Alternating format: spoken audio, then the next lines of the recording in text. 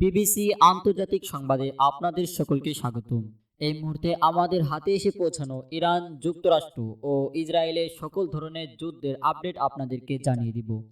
শুরুতেই থাকবে সংবাদ শিরোনাম, এরপর বিস্তারিত। সামরিক হুমকির মুখেও সচল মার্কিন, ইরান কূটনৈতিক আলোচনা। লেবাননে যুদ্ধের আড়ালে লুটপাট করছে ইসরায়েল সেনারা। ট্রাম্পের সময় শেষ হয়ে আসছে, আইআরজিসির কড়া বার্তা। দর্শক, এতক্ষণ শুনছিলেন সংবাদ শিরোনাম, এখন বিস্তারিত। সামরিক হুমকির মুখেও সচল মার্কিন, ইরান কূটনৈতিক সমালোচনা। রোমানিয়াম সামরিক বিশ্লেষক এবং সামুদ্রিক বিশেষজ্ঞ অ্যালেকজান্ড্রো হুডিসেন্ডুর মতে যুক্তরাষ্ট্র ও ইরানের মধ্যে সাম্প্রতিক উত্তপ্ত ব্যাকনিয়াম সত্ত্বেও দেশ দুটির মধ্যে যুদ্ধের সম্ভাবনা থাকলেও তা অনিবার্য নয়। আল জাজিরাকে দেওয়া এক সাক্ষাৎকারে তিনি জানান যে প্রেসিডেন্ট ট্রাম্প সামাজিক যোগাযোগ মাধ্যমে করা অবস্থান প্রদর্শন করলেও পর্দার আড়ালে দাপ্তরিক চ্যানেলগুলোর মাধ্যমে কূটনৈতিক আলোচনা এখনো অব্যাহত রয়েছে। হুডিসেন্ডু চলমান এই কূটনৈতিক অত্যন্ত কঠিন ও তীব্র হিসেবে বর্ণনা করেছেন, যেখানে নানা প্রতিবন্ধকতার কারণে আলোচনার অগ্রগতি মাঝে মধ্যেই থমকে যাচ্ছে।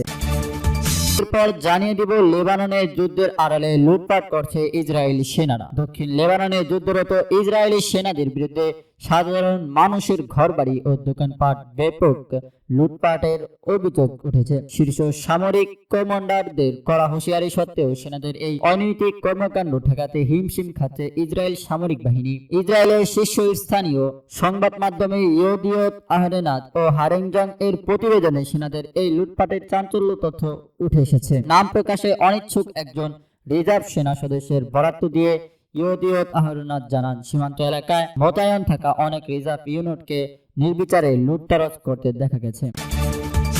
সর্বশেষ আপনাদেরকে জানিয়ে দিব, ট্রাম্পের সময় শেষ হয়ে যাচ্ছে, আইআরজিসির কড়া বার্তা। ইরানের ইসলামী বিপ্লবী গার্ড বাহিনীর আইআরজিসির গোয়েন্দা শাখা এক বিবৃতিতে দাবি করেছে, বর্তমান ভূরাজনৈতিক প্রেক্ষাপটে মার্কিন যুক্তরাষ্ট্রের সিদ্ধান্ত নেওয়ার সুযোগ অত্যন্ত সংকুচিত হয়ে পড়েছে।